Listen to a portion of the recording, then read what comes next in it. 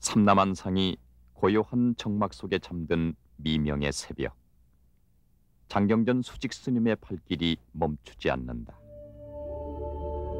무릇 몇백 년이던가 이토록 끊이지 않는 수호의 발길이 계속된 것은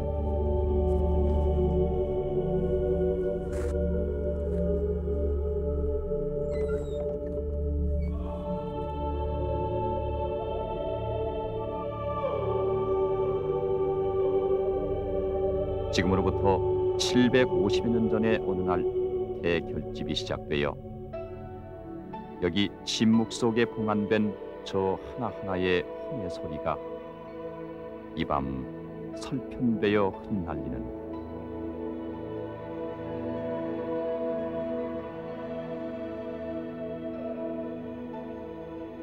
온갖 잡된 것 다 물리치고 향사르며 발언했던 수없는 고려인들의 염원이 장경전 지붕을 타고 분분히 내린다.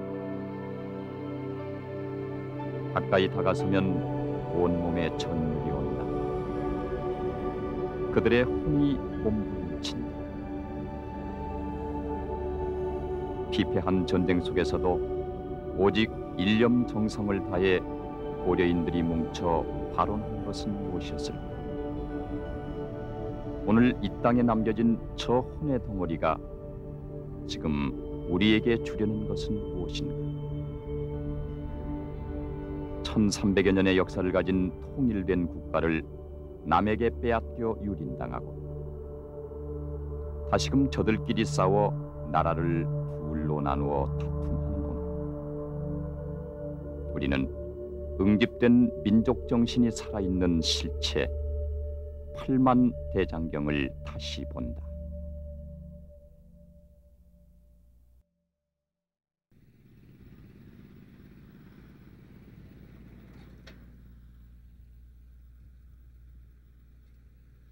중국 대륙의 수도 북경에서 서남쪽으로 40여 킬로미터 떨어진 곳에 방산 운거사라는 절이 있다.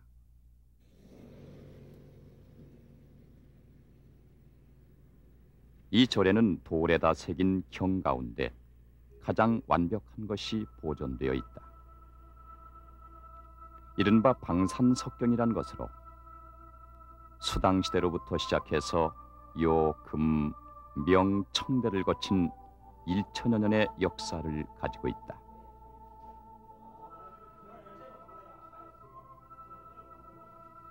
석가세존이 멸도한 이후 그의 설법들은 여러 가지 방법으로 기록되어 오늘에 전해진다. 폐엽경이라고 하여 종려나무 잎의 설법을 기록하기도 했고 종이의 설법을 옮겨 전하곤 했다. 설법의 대량 보급이 필요해지자 목판으로 판각되기 시작했는데 경주 불국사의 석가탑에서 나온 무후정광 대다라니경이 지금까지 전해지는 세계에서 가장 오래된 목판 인쇄물이다. 그러나 목판 역시 전란과 화재의 위험에서 그 보존이 어렵자 마침내 돌에다 경을 새기게 된 것이다. 이것이 방산석경이고 우리나라의 구례 화엄사에 전해지는 화엄석경인 것이다. 이 석경들은 대량 보급의 목적보다는 장엄함을 나타내고 전시적이며 경전의 영구 보존의 그 가치를 두고 있다. 그러나 대부분의 석경은 경전을 집대성한 것은 없었다. 부처님의 설법이 모두 모아진 대장경이 나온 것은 그 후대의 일이다. 부처님의 말씀을 적은 그 직접적인 그 부처님의 말씀을 적은 경과 또 그 경에 대해서 그 역시 그 해석을 붙인 논, 그것은 이제 학자들이 혹은 부처님 제자들이 학자들인 제자들이 기록을 한 것이죠. 논과 그리고 이 부처님의 제자들이 생활하는 데 있어서 윤리적으로 그리고 또 이 공동생활상에 있어서의 여러 가지 그 규율들을 적어놓은 율과 이렇게 해서 경, 율, 논 이 세 가지 것을 이렇게 그 삼장이라고 보통 그래 왔습니다. 장이라고 하는 것은 이 광주리 그런 뜻인데 보관용 용기죠. 그릇입니다. 남방에 그 습기가 많고 이제 그런 곳에서 이제 통풍이 잘 되는 그런 것이 필요했습니다. 처음에 종이에다가 기록한 것이 아니고 폐엽이라고 해서 그 나무 잎사귀에다가 적었던 것이 이렇게 그 찍다시피 해가면서 이제 그 기록을 했던 것이기 때문에 썩으면 안 되니까 그런 데다가 보관을 했었는데 인도 말로는 뜰이 삐따까 뜰이라는 건 셋이라는 말이고 삐따까라는 건 광주리. 그래서 세 가지 광주리 그것이 한문으로 삼장 이렇게 번역이 돼서 경장, 율장, 논장 이렇게 삼장으로 돼 있죠. 그것이 나중에 대장경이라고 불려지게 된 것은 중국에서의 일입니다. 삼장의 종류도 가지각색이고 흩어져 있던 것을 당나라 사람 지승이 모두 모아서 개원석교록이라는 경전의 목록을 만들었다. 그때까지 번역되고 논술되어 전해오는 불경들을 모두 모아놓은 것이다. 이것을 토대로 해서 서기 983년에 북송에서 세계 최초의 대장경이 탄생하게 된다. 바로 북송 계보칙판 또는 북송관판 대장경이라고 불리는 그것이다. 이 불본 행집경이 한일 대장경으로서 최초로 간행한 모판 대장경입니다. 촉판 대장경이라고 하기도 하고 송계보년간에 간행했대서 계보측판 대장경이라고 합니다. 지금까지 세계에 3, 4점 정도 지금 전래되고 있다고 하는 것입니다. 초조 대장경의 저본이 됐다고 볼 수 있습니다. 이후 1083년경에 완성된 초조 대장경은 개경 흥왕사 대장전에 보존되다가 부인사로 옮겨 판본을 보관하던 중 고종 18년인 1231년 몽고의 침입으로 소실되고 말았다. 약 150여 년간 보존해오던 것이 부인사에서 불태워지고 만 것이다. 세계 최강의 몽고군의 침략에 대항하던 고려 조정은 몽고의 침입을 물리치고자 다시 새로운 대장경의 조판을 서두르게 된다. 대장경의 조성 목적이 공식적으로 문헌에 표명된 것은 단 하나. 백운 이규보가 쓴 대장각판 군신기구문으로만 남아있을 뿐이다.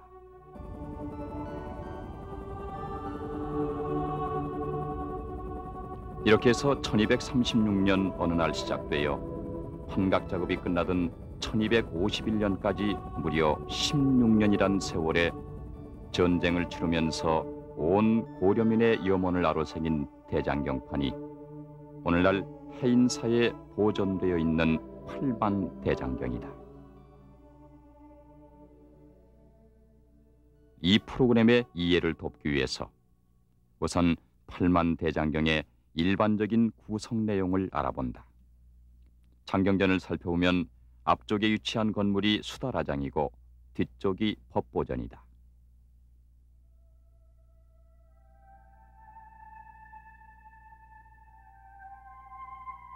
수달화장이란 뜻은 경장이란 뜻으로 경을 의미하는 수달화는 인도말 수타라에서 따온 말이다.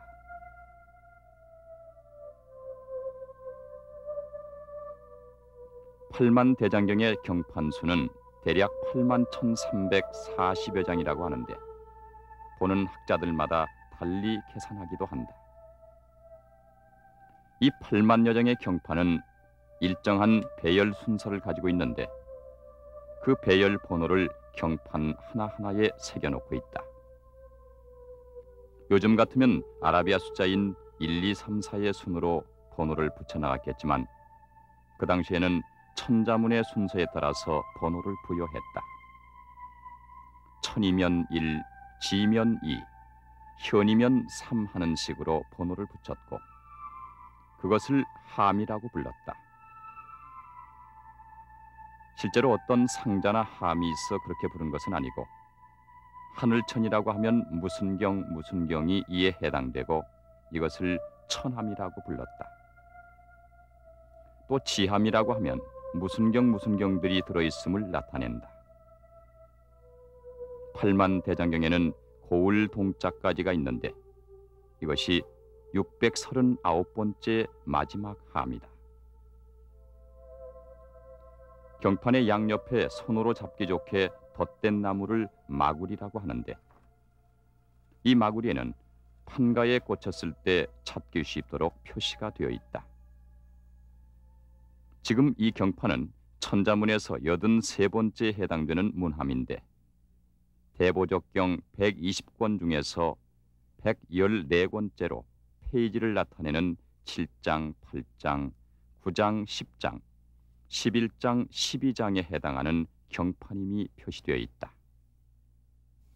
대장경판의 길이는 58cm에서 70여 cm가 있으나 대략 가로 67cm, 세로는 24cm 정도가 보통이며 경판의 두께는 3.5cm 정도가 일반적이며 무게는 국간 대장경이 평균 3.5kg 정도다. 8만 대장경을 가로 길이로 이어서 한 줄로 세우면 약 56,000m로 에베레스트 산보다 약 6배나 높고 하나씩 포개어 쌓아도 그 높이가 2,847m로 백두산보다 높다.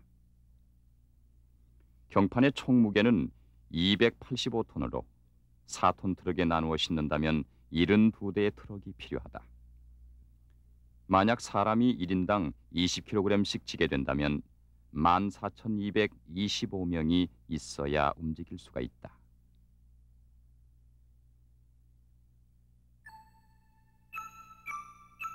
팔만대장경을 실제로 새긴 것은 1237년부터 1248년까지로 12회에 걸친 시간이 소요되었는데 1년에 평균 6,700여 장을 제작했고 365일 계속 일했다고 보면 하루 평균 20여 장을 제작했다는 계산이 나온다. 경전을 새겨넣는 각수 한 명이 하루에 30자씩을 새겨낼 수 있었다면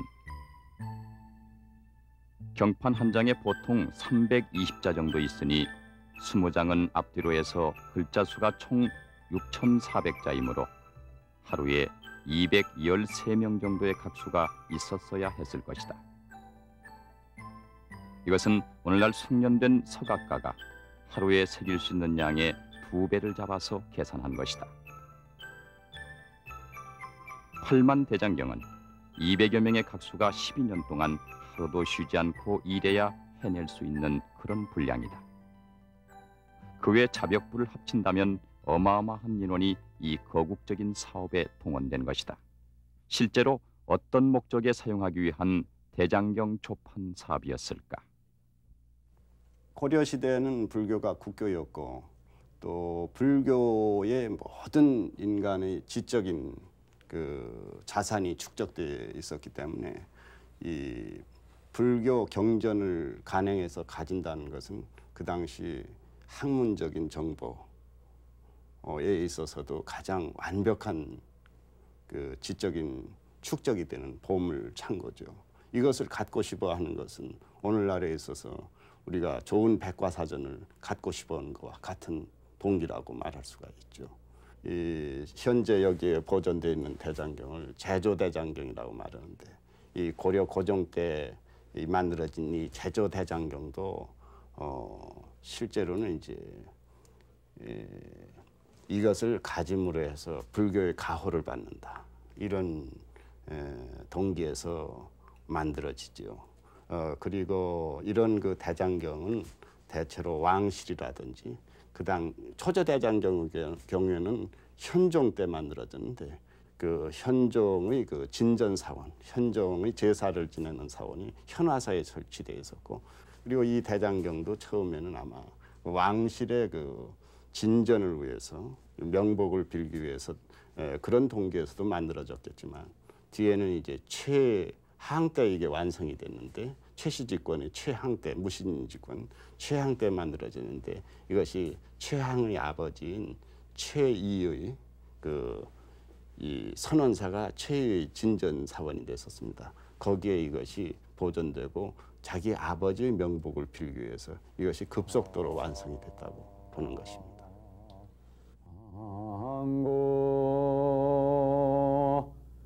지방삼대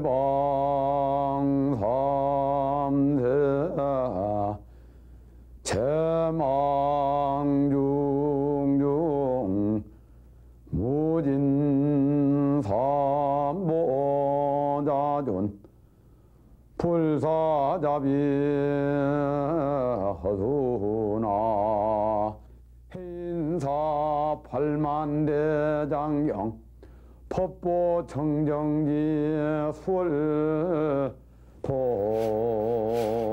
모량수호 봉찬기도 천일지극지정성 바른공덕 해인사의 산에 대소 재반불사 무장무예원만 성취지 아른 예자 파른 공덕 해인사 산에 대중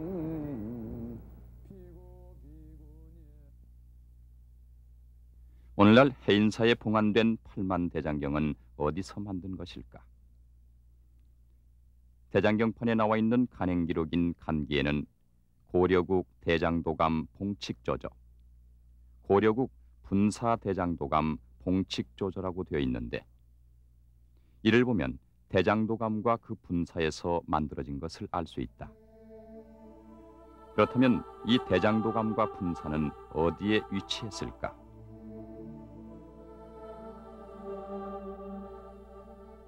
대장도감의 위치에 대한 기록은 전혀 없으나 8만 대장경이 완성되어 회향식을 가진 곳은 강화성 서문 밖에 판당이라는 기록이 있다. 고려사 고종 38년 기록에 서기 1251년 음력 9월 이모일 성 서문 밖에 대장경 판당에 백관을 거느리고 행차해서 분향을 했다.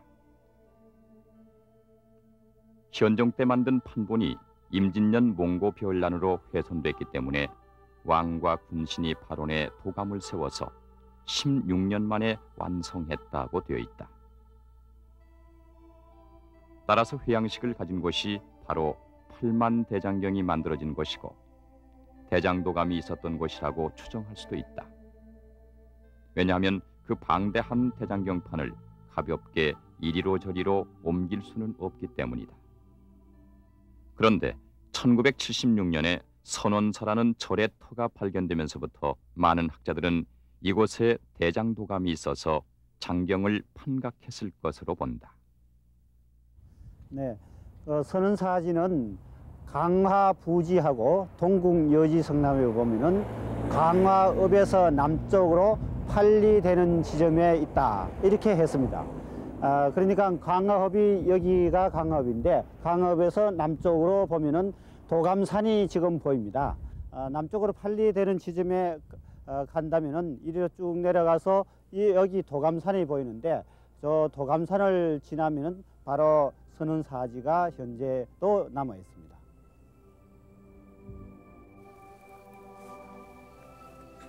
이 일대를 다 도감마을이라고 하고 도감산이라고 이렇게 부르고 있습니다. 그리고 이 뒤에 보면은 전부 다 능선을 따라서 아늑하게 이렇게 축대 같은 것을 했는데 아마 성이라고 생각되는데 이 성은 외성도 되지만은 이 선원사지를 지켜주는 그런 성도 될 뿐만 아니라 이 일대에서 출토되는 유물들이 당대로서는 이 선원사는 당시 선종에서 2대 사찰을 꼽을 때 송강사하고 선원사를 잡았습니다. 이 선원사에서는 옛날부터 그 최우 장군이 여기에 그 선원사를 창건했다고 이렇게 되어 있고, 당시 무신들의 집권 시대니까 당시 무신의 집권자였던 최우가 이 선원사를 만들 때에 당대로서는 최고 가는 수준의 모든 작품들을 만들어냈기 때문에 여기에 보이는 것은 강화도에서도 나오는 뭐 그 이상 가는 작품들이 없을 만치 굉장한 작품들이 나오고 있습니다. 따라서 이 절터야말로 고려시대 강화도에서는 가장 큰 사찰 규모를 가지고 있는 그러한 도감이 있었던 선원사로 이렇게 봐도 규모상으로 충분하다, 이렇게 생각되어집니다. 고려시대 그 화려했던 선원사는 8만 대장경이 해인사로 옮겨진 후 조선조 초에 전국에 내려진 폐사령에 의해 절로서의 구실을 다하게 되는 비운을 맞았고, 성종 때 기록서인 동국여지 승남에는 그 터를 갈아엎어 장원서라는 관청의 과수원이 되었다고 하였다. 이 선원사 절터는 그 마을 입구에서부터 벌써 3단이 여기 아래까지 됩니다. 여기에는 또 큰 넓은 대지가 형성돼 가지고 있어가지고 처음 발견할 때는 이 대지 자체에 뭐 논하고 밭으로 사용되었습니다. 그래서 현재는 나무가 이렇게 우거졌습니다만은 그 당시만 해도 그 유구가 잘 정연하게 남아 있어서 여기가 해인사에 있는 대장경 각지하고 비슷한 지형과 유형을 가지고 있습니다. 그래서 이곳이 대장경 각지가 아니었겠느냐, 이렇게 생각되고 여기가 도감터일 가능성을 상당히 내포하고 있다, 이렇게 생각됩니다.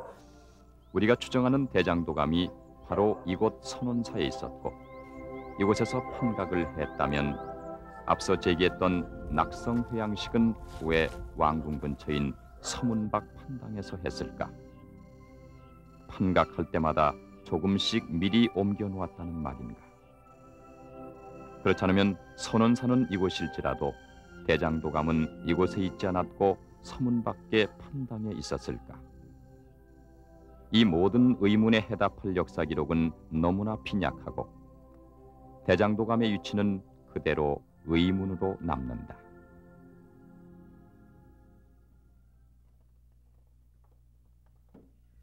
팔만 대장경 판각의 또 하나의 기관이었던 분사도감은 또 어디에 위치했을까?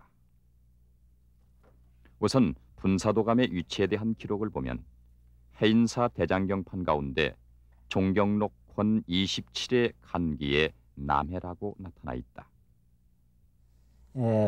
팔만 대장경은 도감이 원래 강화도에 있었고 그 강화도에서만 그 조각을 한 게 아니고 새긴 게 아니고 분사도감에서 새긴 부분이 있습니다. 이 분사도감은 일반적으로 진주에 있었던 것으로 알려져 있는데 사실 이 종경록의 기록상에 보면은 정미세, 고려국, 분사, 남해, 대장, 도감, 개판이라고 되어 있습니다. 이 판은 종경록 제27권의 종장이 됩니다. 그래서 분사도감은 남해에 있었다고 하는 것은 이 기록상으로 증명이 되는 것이다, 그렇게 알 수가 있습니다.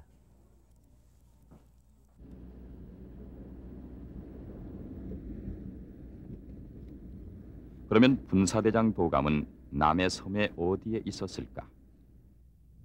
우선 물자 유통이 편리한 곳, 사람이 많이 사는 곳이라야 할 것이다. 그리고 배가 드나들기 쉬운 곳이면서 나무를 바닷물에 담궈둘 수 있는 곳일 것이다. 태풍이나 조류에 의해 나무가 떠내려가면 안 되므로 반드시 폭우나 많이어야 할 것이고, 대장경 판목의 조성은 물론 경전을 다루는 것이므로 당연히 사찰이 있어야 할 것, 이 여러 가지 조건을 만족시키는 것이 바로 남해군 고현면 대사리이다. 고현면은 옛날 현이 있던 곳이라서 옛 고자 고현이라고 불리는데 그 현이 자리하던 곳이 바로 대사리다. 더구나 대사리는 큰 대자에 절사자를 쓰는 마을로 예전에 큰 절이 있던 곳이고 당시 남해에서는 가장 큰 마을이었다고 한다. 이곳을 지형적으로 살펴보면 섬진강 하구와 마주보는 곳에 관음포가 있고 관음포 안쪽에 지금은 매립된 것이 불과 70여 년 전에는 바다였으며 그 안쪽에 대사리가 자리해 있다. 지리산에서 베어낸 통나무를 섬진강에 띄우면 가만히 두어도 물살에 의해 관음포로 흘러들어갈 수 있을 것 같다. 그러면 과연 이곳의 이름처럼 예전에 큰 철이 있었을까? 지표조사를 해보기로 했다. 모세밭 할때 계획장 같은 거 많이 나와가 여기 제가 많이 오는데 저기 이제 그 마을 뒤에 가면 논이 지금 현재 논이거든요. 그 논에서 기아가 나온 적이 많이 있고. 예.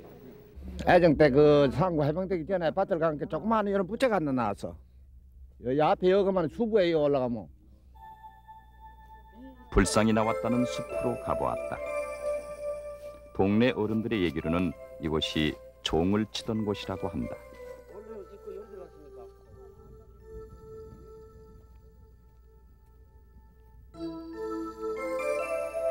지금은 마늘밭으로 되어 있다.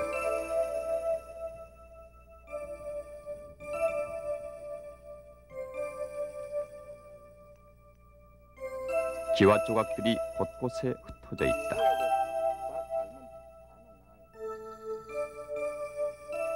지금 그 이게 보이는 게 이제 고려시대 전형적인 그 암캐합니다. 기와 겉면에 이런 식으로 이제 어골무늬, 그러니까 생선뼈 모양 무늬 또는 이제 우상무늬, 이제 깃털 모양 무늬 이렇게 얘기하거든요. 고려시대 때 초기부터 그 후기까지 가장 유행된 그 기와 그 등에 때려진 그 방망이 무늬입니다. 그래서 이걸 통해서 볼 때 역시 여기는 이제 고려시대의 그 건물터가 있었던 걸 예상할 수 있고, 이 단면을 보다 보면 기와편들이 많이 박혀 있거든요. 그래서 역시 지형적으로 봐서는 고려시대라면 역시 절터일 수밖에 없지 않겠느냐. 결국은 고려시대에 기와를 사용할 수 있는 건물터라는 것은 그 절하고 관아 건물 정도로 볼 수 있거든요. 그래서 관아 자리는 좀 안 맞고, 그래서 이제 저쪽 마을 입구부터 이 기와가 산재한 걸로 봐서 역시 이 지역에 그 절이 아니겠느냐, 절터가 있지 않겠냐 이렇게 보고 있고, 역시 현재 바로 이 둔덕 위에는 그 평면화돼 있거든요, 지형적으로. 그래서 물론 이제 이 단면에 한 3m 정도 밑에 기와가 있었는데 당초 지형이 나중에 경작에 의해서 그 삭토되고 일부 그 토층이 쌓여진 걸로 그렇게 예상할 수 있습니다. 그래서 기와를 통해서 볼 때는 고려 중기 정도 해당되는 그런 그 건물터가 유전한 걸로 일단 예상해 볼 수가 있겠습니다. 지금 이 마을이 대사리이고 바다 쪽 언덕을 넘어서면 탑동이라는 마을이 있다. 탑동은 바로 앞바다에서 나무를 건져내어 말리고 깎고 다듬어서 찌는 작업을 할 만한 것이다. 이곳에 분사대장 도감이 위치해 그 임무를 수행하기에는 더없이 좋은 장소이지만 보다 정확함을 위해서는 충분한 연구와 발굴이 따라야 할 것이다.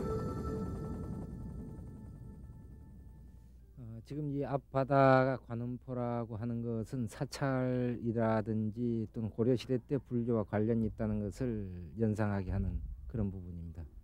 그리고 이제 저희들이 서 있는 이 부근까지 옛날에 물이 들어왔다고 그렇게 전해지고 있고 한데, 그렇다면은 그 강물을 따라서 들어왔을 그 목재들을 바다에 담궈서 재련을 하고 가장 가까운 거리에서 아마 재련을 해서 또 그것을 가지고 각판을 했을 가능성은 있는 것으로 보여집니다. 그리고 이제 이 향토사가들의 이야기에 의하면은 정확하지는 않지만은 그 대사리 부근에 사찰이 있었다 또는 들어가는 입구에 종로가 있었다 하는 그런 이제 이야기들을 듣게 되는데, 실제로 거기에서는 고려시대 때의 그 와편 그런 것을 저희들이 직접 확인을 한 바가 있습니다.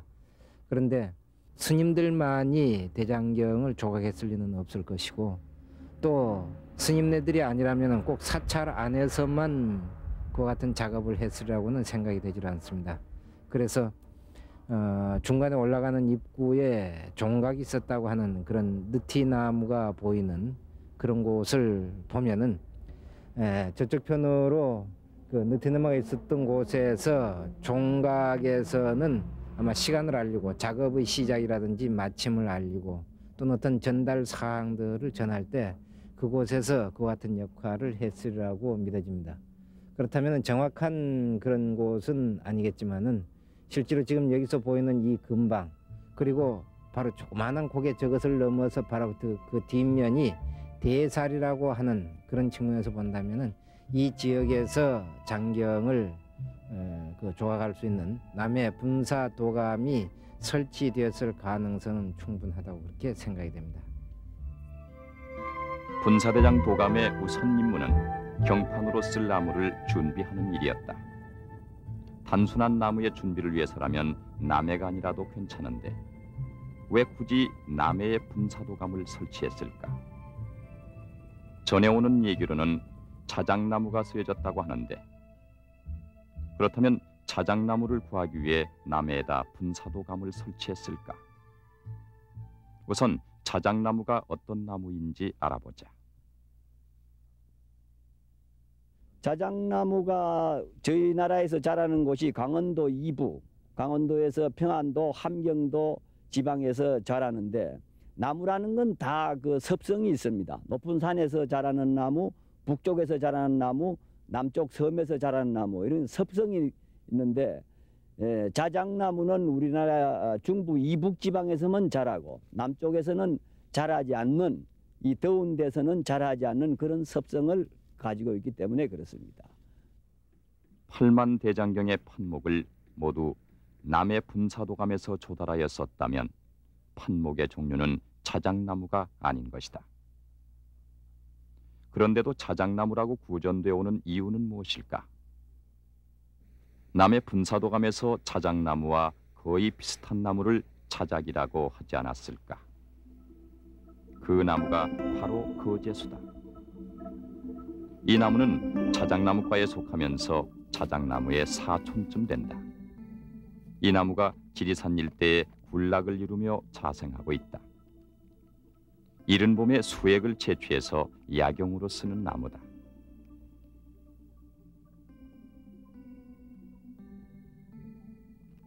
군락을 이루고 있는 데가 이 산청 지방에도 많고 하동 지방에도 많고 또 이 구례나 남원 군 일대에도 아주 군락을 이루어 가지고 그 근방만 가면은 아주 이렇게 흰 나무들이 한 골짜기를 차지하고 있는 그런 곳도 많이 있습니다. 지리산에는요.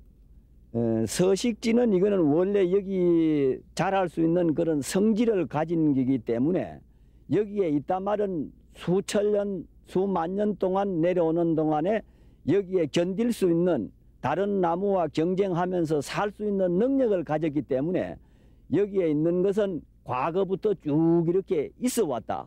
이렇게 봐야 되겠습니다. 현재와 같은 기후 하에서는 몇백 년 가지고 이것이 서식지가 틀리지고 그러지는 않습니다.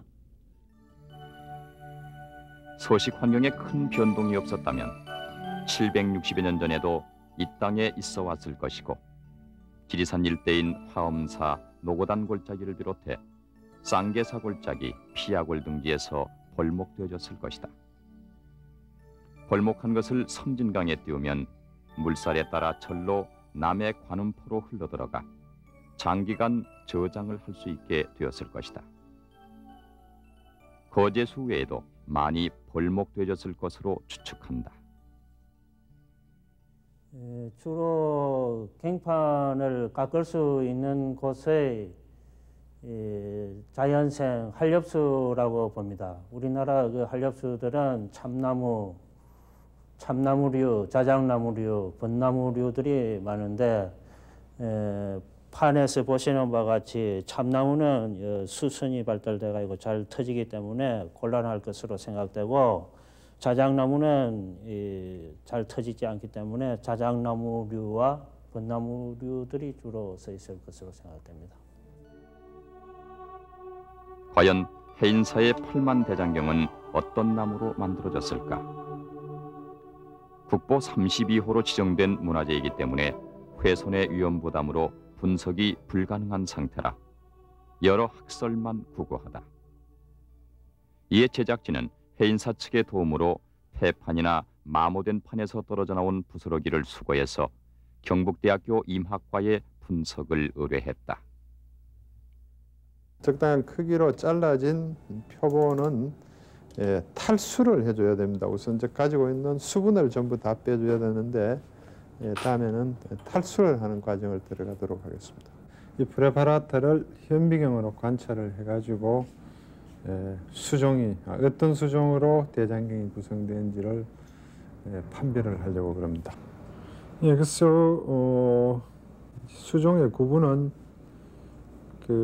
이 목재가 전부 세포로 구성되어 있죠. 그 세포의 생김새를 가지고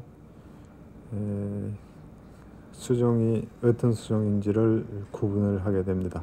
지금 그래서 관찰하고 있는 것은 확인을 해가지고 다음에 지금까지 발표된 각 우리나라 수종에 대한 이런 그 세포 형태의 생김새에 대한 자료가 발표되어 있습니다. 그래서 그 자료하고 비교 검토를 해서 어떤 수종인지를 구분해 주는 거죠. 대장경의 부스러기 일부에서 수종을 조사해 본 결과 박달나무와 또 굴거리 나무가 분석이 됐습니다. 이런 수종들 이외에 두 종류가 3번 나무고 5종은 돌배나무였습니다. 자작나무나 거제수로 만든 경판은 단단하고 가공 처리가 잘 되어서 폐판이 없는 것일까? 그렇기 때문에 지금 폐판으로 분류된 것을 분석한 결과 자작나무나 거제수는 없고 모두 다른 나무들로만 나온 것은 아닐까? 당시의 사정으로 봐서 한 종류의 나무만 쓴다는 것은 매우 어려웠을 것이다. 이번 분석에서 보듯이 주종이 되는 것은 거제수일지라도 그 계통의 목질 좋은 나무들이 많이 섞여 있음을 알 수 있다. 그러나 더 정확한 사실은 경판 자체를 분석해 보기 전에는 아무도 알 수가 없는 것이다. 1232년 강화도로 피난을 온 고려 왕조는 그 해에 초조 대장경을 소실당하자 강화도에서 군신이 힘을 모아 발원해서 대장경을 새로이 새길 것을 서원한다.